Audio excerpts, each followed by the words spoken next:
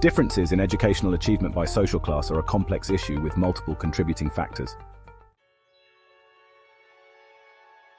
One of the most important external explanations is material deprivation.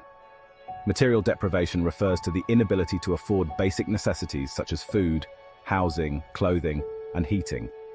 Pupils from materially deprived households are more likely to experience a range of educational disadvantages.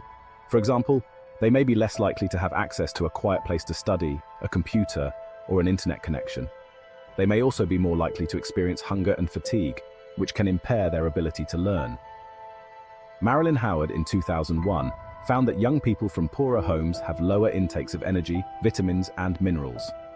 This poor nutrition affects their health, leading to higher absences from school and missed learning, negatively affecting their achievement.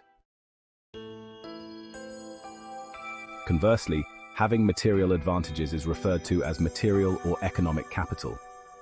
One such example of economic capital is Leach and Campos's study, which shows that middle-class parents are more likely to be able to afford a house near a desirable school.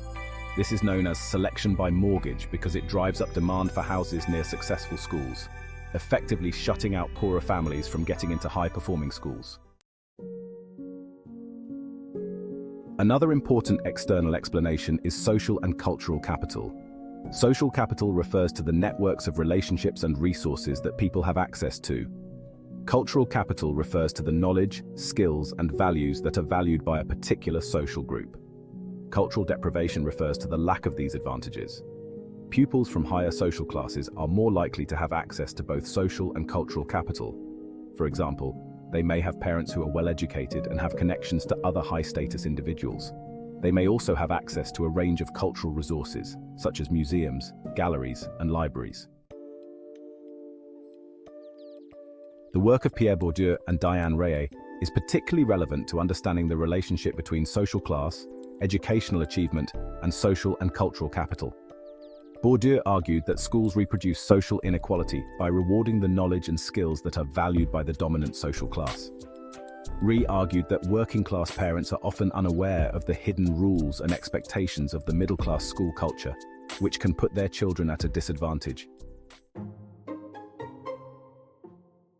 Alice Sullivan, in 2001, used questionnaires to conduct a survey of 465 pupils in 4 schools to assess their cultural capital. She asked them to do a range of activities, like reading.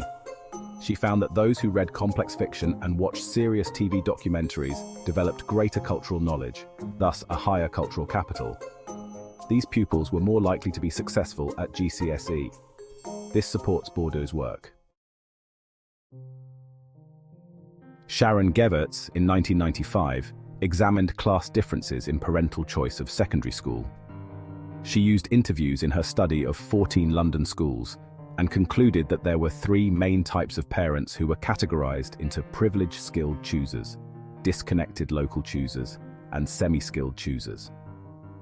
Privileged skilled choosers were mainly middle-class parents with high cultural capital who used their economic and cultural capital to gain educational capital for their children. They also used their economic capital to afford to move their children around the educational system to get the best deal out of it. Disconnected local choosers were mainly working-class parents with a lack of economic and cultural capital. They found it difficult to understand the school system and were less confident with dealings with the school. The cost of travel and distance were major restrictions when choosing a school, and their funds were limited.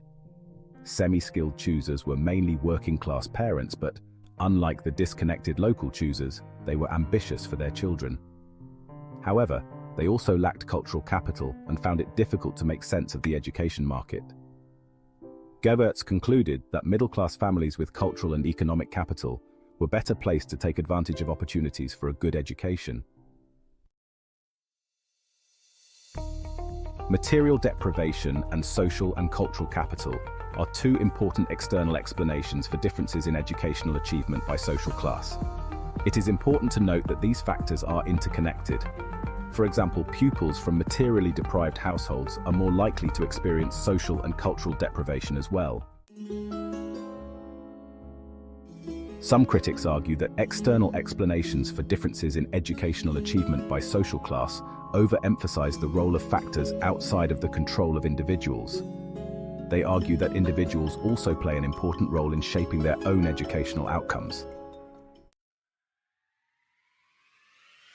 What are some of the ways in which material deprivation and social and cultural capital can impact educational achievement? What can be done to address the inequalities in educational achievement that are associated with social class?